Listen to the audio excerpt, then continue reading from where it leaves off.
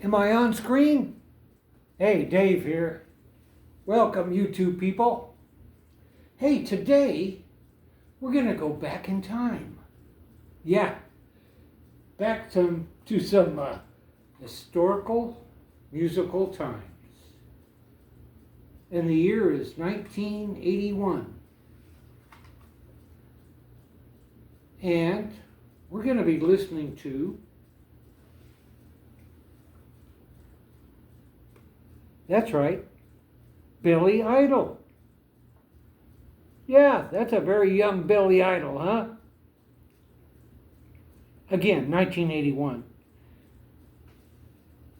But we're not listening to Billy Idol music.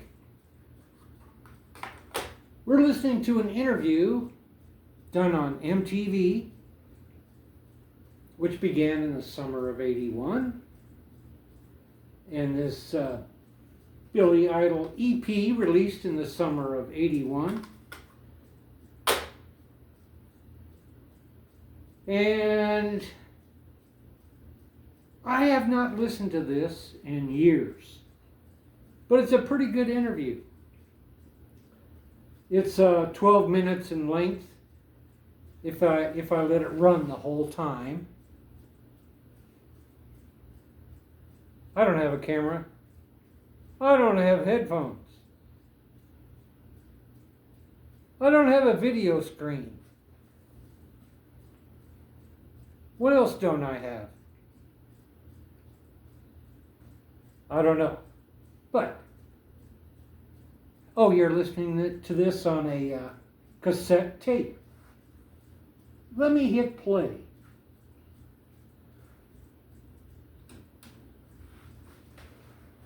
I think it is a very insightful interview.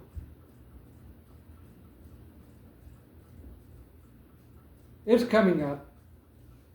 I can't push a couple of buttons and make things. I'm taking a chance here. Here we go. I don't know if you're going to divulge this. But what is your real name? My real name is Billy Idol because that's the name I've given myself. Just like anybody else. Why did you choose what? Well, just like anybody else, my mother gave me my name. Yeah, but I'm not content with that. What, my name? No, well, it would sound rather weird, wouldn't it? I mean, if I was called Martha, but I suppose a lot of people probably think that's nearer than Billy, my real name. But I don't care. You can think what you like. Why did you choose that name? Changing a name was part of the fun. It was part of the fun of not denying your past or anything like that, but more like creating your future. In particular, why Idol? Well, around the same time as people calling themselves rotten and vicious and scabies and VD and herpes and nasty things like that. So just to really screw everything up, I thought I'd call myself something totally outrageous and completely different to the other people. And then the other thing about it was it's much more fun to have a name which I think kind of doesn't really make a lot of sense to a lot of people. They can't figure it out, and it's funnily enough, people don't seem to find the humour in it. They think I mean it. It's so funny. They don't see that I'm making fun of show business. It's a showbiz name. Once Generation X broke up, you moved out of London, a place where you had been, and transplanted yourself in New York. Why was that? I'd only ever recorded in London. I'd never done anything anywhere else, and I guess it was really to prove to myself that I can do what I believe anywhere I like. I also wanted to work with Keith Forsey again. Really, England was like glutted with lots of different things, and it was almost like that's what was happening to me. I'd become glutted with what was around me. You know, you really need to always renew yourself. You know, that's what I've always tried to do, renew myself, always move to somewhere, do something different, try. So he has moved to New York. The year is 1981. He's from the London area. He was in a few punk bands that really never went anywhere. There's no big name on the previous bands. I don't remember anyway, but they didn't make the big time. And he came up with several songs and released this tape. Again, summer of '81. But he's a very honest young Billy Idol in this interview so far. Anyway, that's what I think. Let's continue.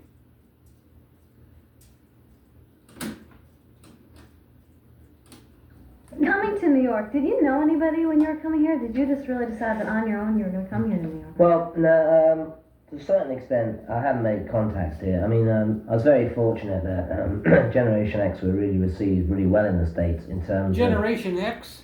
of a group that never played here. Like, I think some of our earlier stuff, like Ready Steady Go, was #1 on the import singles charts. I mean, things like that, which might not seem very important to a lot of people, but to me at the time it was a really great indication that, you know, a lot of people in the States really were actually excited by what was going on in England.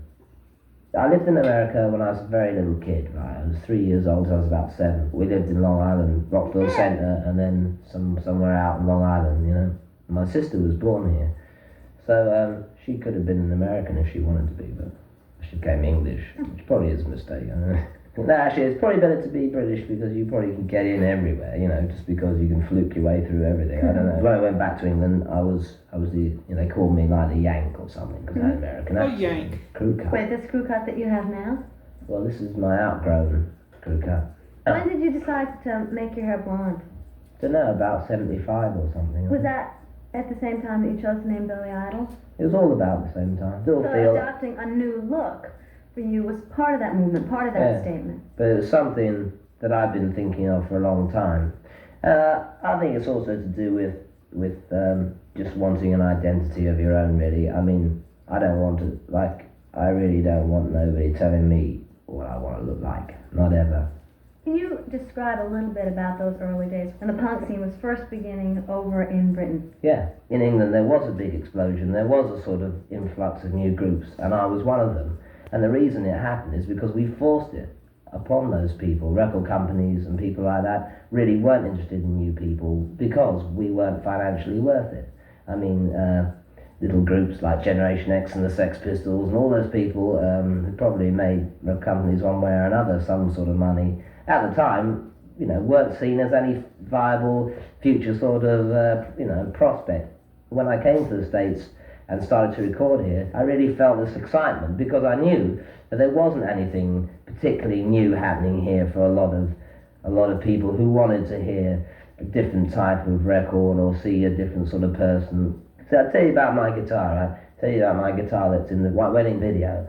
Now, most people, they'll spend hours, they'll take all these sort of precautions to make sure that guitar is absolutely perfect. My guitar doesn't tune up properly. I put stickers all over it. It's broken at the neck. It's really screwed up right.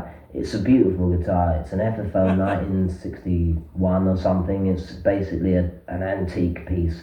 But I couldn't give a crap, right? I like putting stickers all over it. I like to be smashed up, messed up, grounged Why up. don't you just get He couldn't give a crack. Oh, because it's better when it's more messed up, right? And that's what people don't realise, right? Guitars are better when they're messed up because they have a personal feeling. I mean, they sound lousy recorded, but they sound great, you know?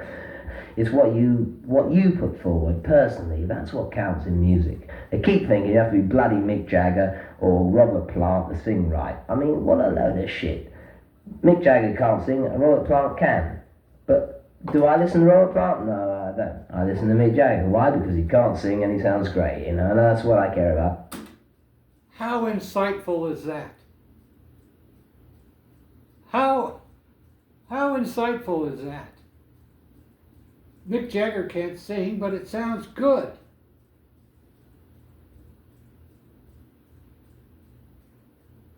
I mean, come on. Billy Idol's got it going on. I don't know, I don't see rock and roll as some sort of classically orientated music. I really see it as a music which is involved with people. That's why I make the music I do, and that's why we bothered to play. That's why we bothered to tour. Otherwise I wouldn't do it. I didn't think it was something to do with playing to people. I mean, there wouldn't be any point in touring, you know, we might as well stay at home like Pink Floyd and send a film out, you know. What is your favorite moment in your own recording history? Well, there's a couple of things, but I guess really Dancing With Myself is probably one of the best songs I've ever written, I think. as a type of music that I deliberately wanted to make. I think at the point in terms of Generation X's history, that was probably one of the best things we ever did, apart from Kiss Me Deadly. That's really what I've always tried to do. I've always tried to stick to a sort of a basic of what rock and roll is about, and then try to use modern technology, modern ideas, things which affect me, and then bring it up to date. For instance, like the day that we did do Dancing Myself in the studio in one day, as a sheer blast of what we really were about. And I think that's kind of really what it is all about. That's really where I knew where I stood. It was the day that, great, can never forget this feeling. And it might not mean much to anybody else, and that's not really, really why I did it, like I say, but as long as it meant something to somebody, apart from just me. Once it means something to somebody, and that's a truth, it's gonna mean something to somebody else. Yeah, that's what I kind of particularly when you think. can communicate that effectively. Yeah, and I think that's what we did with that song. Billy, what made you decide, we can hear it on the other side of this tape, to record a cover version of Tommy James and the Shondells' Mony Mony? Mony It Mony. made me think about, a happening time. Well, look, I really decided to record Mony Mony just because I did a part to it for the Now, is first that time. true? Yeah. It is true? It was up in the park, yeah. Little bit of and that's why you editing decided to there. record Mony Mony? Fantastic, considering I was only about 14, you know This what I mean? all aside, this Boy, I wish we could get some really lewd things on this. It's so Well- hopeless these days. I can remember times when you could have the most lewdest things on tape. People would say the wildest things. Nowadays, it's like got to be all sensible. And Are you hoping for this EP that people are going to get a better feeling of you, Billy Idol? yeah, I hope so. I hope that people understand me a lot more. I think we should talk about a few of the tracks on the Yeah, EP. let's do that. Well, I think the interesting thing about, for instance, the Untouchables, is that it was a song I originally wrote about my friends, and it was always very strange for me to find that some people would remain your friends forever, and some other people seemed to almost denounce everything you stood for, despite the fact that you were almost standing up for what they told you was real. Like when I was like 13 or 14, I had all these friends who were a bit older than me, and they kept playing me all these wild records, and I'd be saying, wow, what's that? And they'd say, hey, that's Mark Bolan. And I'd go, who's he? And wow, that's the Velvet Underground. Who are they? And then I end up making all this music, and these other guys are all like working in banks. So really the idea is that it's just about like sticking to what you believe in. So the Untouchables is about that. Mony Mony is a blast in the past, like I said, it's a sex blast, and that was fun for me. Baby Talk's more about just how insincere everything can be and sincere at the same time, pure sensation. And it was also fun too, because the idea of Baby Talk is that it's a secret language that no one else can understand. And I'm going to develop my own secret language so that no one can What will that understand be me. called? Baby Talk, probably. Because people will think that you're not speaking any real language, you're just mumbling. And some of my fans think I mumble. That's probably because I'm just developing my own way of talking. Releasing this EP after your album, is this something that you in particular wanted to do at this point in time? Yeah, I'd like this EP. I'd like people to hear this EP, yeah. Because, well, like I say, it was one of the first things I did when I came to America, and it was done without any regard to any kind of popularity or anything in particular.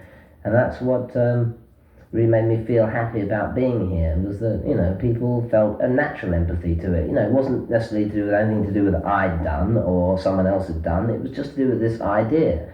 I really wanted them to feel at least that there were people out there that they could be involved with, I think a natural question to ask somebody who appears in any kind of visual format is, what about acting? Do you have any aspirations to move into a different kind of creative flow? I think really music's what I want to do.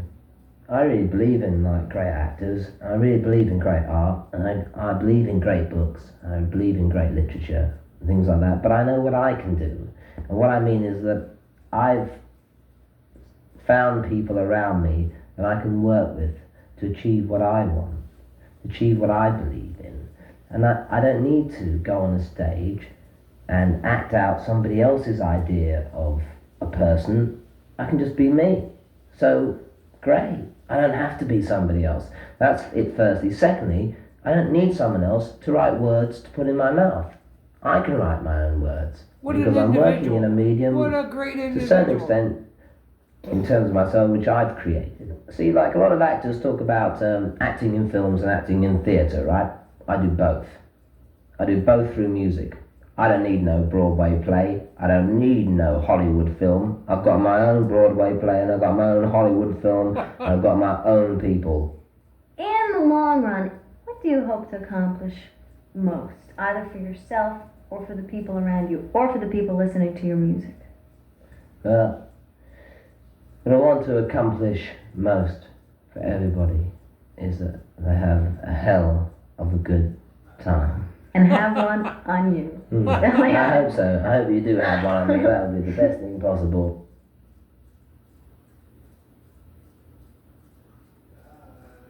I think that's it, huh?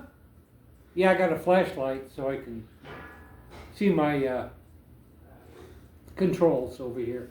I think that's it. I like that closing. I like that closing. And by the way, Billy Idol is playing Vegas this summer of 2026. I would go if I had an opportunity. But, okay, that's it for this segment of the Billy Idol interview. Later, dudes.